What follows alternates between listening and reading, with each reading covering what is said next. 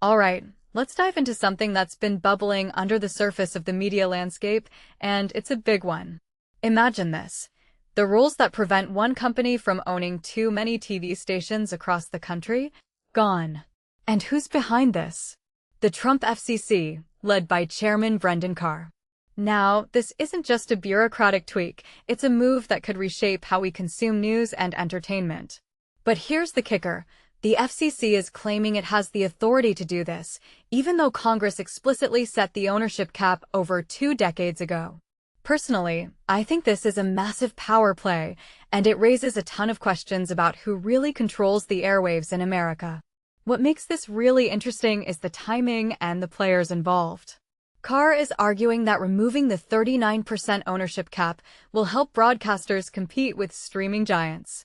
On the surface, that sounds like a fair point. Streaming services are dominating, and traditional TV is struggling.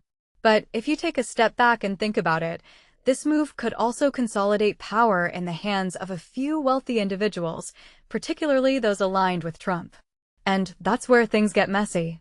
Advocacy groups like Free Press are already sounding the alarm, saying this will lead to fewer voices in media and more biased coverage.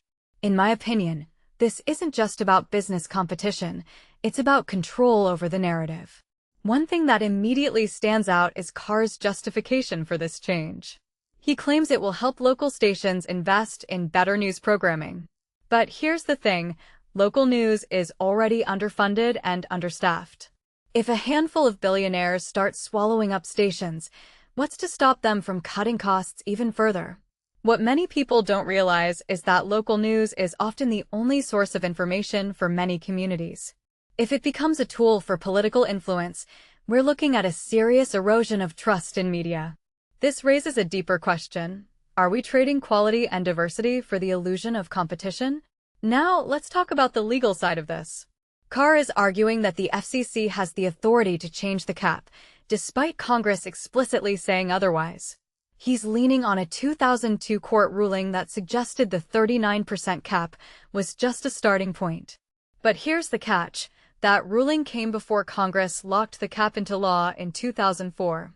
And with the recent Supreme Court decision overturning the Chevron deference, courts now have more power to interpret laws without deferring to agencies. So, Carr's legal argument is on shaky ground. Personally, I think this is a high-stakes gamble, and it's going to end up in court. The question is, will the courts side with the FCC or Congress?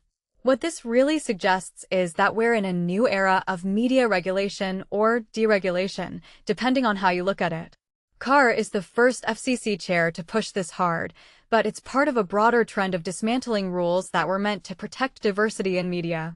From my perspective, this isn't just about TV stations, it's about the future of journalism and the role of media in democracy. If a few powerful players control the majority of news outlets, how can we ensure that the public gets unbiased information? And what does that mean for the next election cycle? A detail I find fascinating is how this ties into Carr's past actions. He's already threatened to revoke licenses from broadcasters that Trump doesn't like, and he's sided with companies like Nexstar when they pushed to exceed ownership limits. This isn't just policy, it's politics. If you connect the dots, it's clear that this move could pave the way for more favorable coverage of Trump and his allies. In my opinion, that's a dangerous precedent. Media should be a watchdog, not a mouthpiece. So, where does this leave us? The FCC's decision is a bold move, but it's far from a done deal. Advocacy groups are gearing up to sue, and even some Republicans are skeptical of Carr's authority. What makes this moment so critical is that it's not just about TV stations, it's about the balance of power in our media ecosystem. If this change goes through, we could see a future where a few dominant voices control what millions of Americans watch and believe. And that's a future we should all be concerned about. As I wrap this up, I'm left with one big question. What does this mean for the average viewer?